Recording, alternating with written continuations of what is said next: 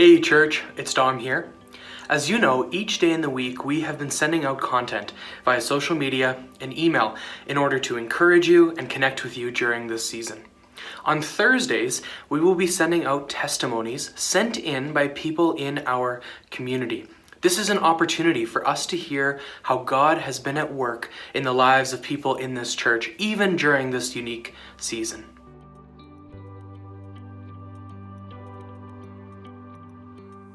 Okay, I'll listen to this. Religion that God our Father accepts as pure and faultless is this: to look after orphans and widows in their distress and to keep oneself from being polluted by the world. That's in James chapter 1. This is a verse that I read this morning, and it's been really challenging me to obey it. In the next chapter, it talks about the importance of not just having faith, but having deeds that follow that faith. And I guess I've been thinking a lot about, it says to look after orphans and widows in their distress.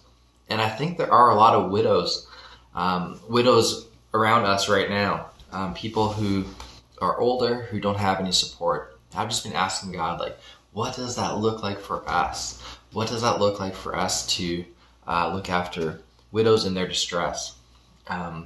In ways that are safe and in ways that aren't going to harm.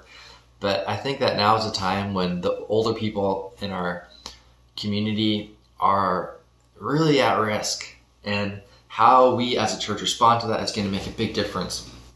And I just really agree with what Cam mentioned at the end of the sermon last week, just saying that now is not something to get through, but now this time is an opportunity for us to do something important for our city and to do something important as Christians.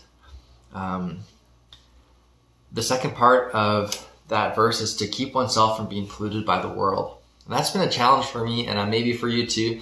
Now that I'm working from home, I got all this time, not getting distracted with so many things, but to stay focused on Jesus and focused on what is important, and not just being distracted by everything that's around us, especially just watching random videos. Or for me, I've been watching so many motorcycle reviews. It's just dumb. And usually sports is a thing I go to, but now I don't have that, so I'm doing something else. And I just realized that my heart wants to be distracted so much.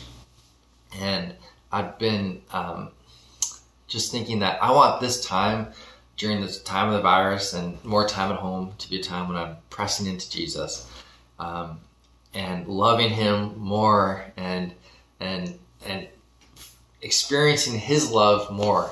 And I just think there's an amazing invitation for us, and I want to take advantage of it. And I keep on thinking, if Jesus was here in Winnipeg during this time of the virus, what would he be doing? And I think he'd be helping those around him in ways that are safe and appropriate. So let's not just try to get through this time, but let's really ask God, what can we do that is important for your kingdom during this time? That's all. Jesus, please come, fill us with your Spirit, show us what it means to follow you right now. We pray this in your name. Amen. Thanks to Tim for sending in that testimony. It's so good to hear about how God has been at work in his life. We want to stay connected with you, and we want to make sure that we have your email address so that you don't miss out on any content or updates from the church. You can update that, send in prayer requests, and give your donation all through our website. Love you, church.